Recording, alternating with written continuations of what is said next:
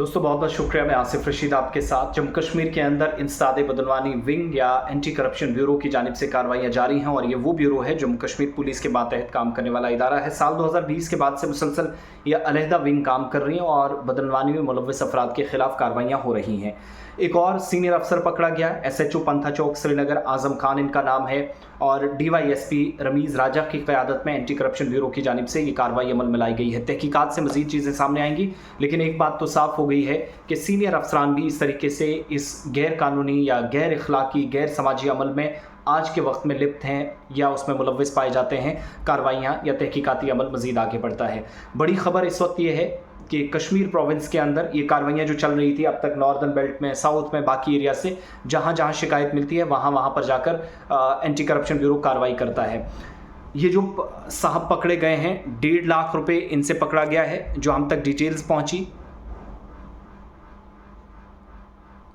1.5 लाख रुपए इनसे पकड़ा जा चुका है और हमें जो पता चला कि जानकारी के मुताबिक हमें जो पता चला कि इस पूरे एरिया के अंदर पहले से ही इस तरह की खबरें थी, लेकिन कंफर्मेशन नहीं थी। एंटी करप्शन ब्यूरो की जिसने भी शिकायत की, जो कंप्लेनर हैं, तहरीरी शिकायत की होगी या बाकी कोई मसला होगा, उस पर ज़रूर डिटेल्स आपके सामने रखेंगे। लेकिन ऑफिशियल कंफर्मेशन जो फिलहाल हो पाई है या जो डिटेल्स आई हैं वो मैंने आपके सामने अभी तक की रखी हैं कि पंथा चौक का SHO आजम खान गिरफ्तार हुआ है। अब गिरफ्तारी कब हुई है?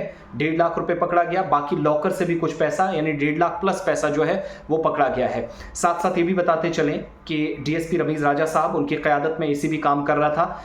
ये सेंट्रल कश्मीर के अंदर कार्रवाई हुई है। बदकिस्मती कि हमारे अफसरान जो ख़जाना आमरा से या सरकारी जो पैसा है, सरकारी ख़जाना, उससे पैसा लेकर अपने घर बार पालते हैं, रोज़ी रोटी का उनका वो ज़रिया है, लेकिन वहीं पर वो गैर कानूनी और गैर अखलाकी सरगर्मियों में मुलव्वस पाए जाते हैं।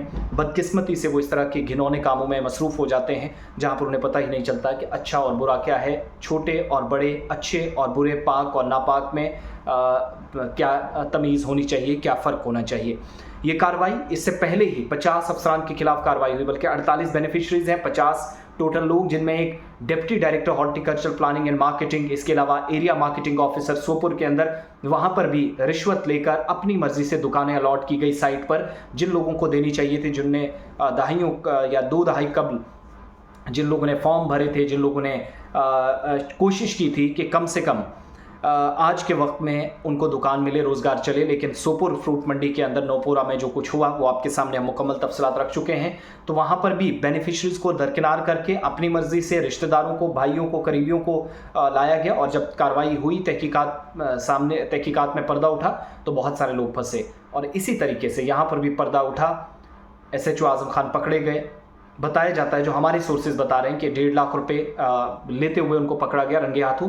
बाकी कैश जो कुछ दाएं बाएं है थोड़ा बहुत, उसकी भी डिटेल सामने आएगी, मजीद लबकुशाई होगी तो आपके सामने रखेंगे।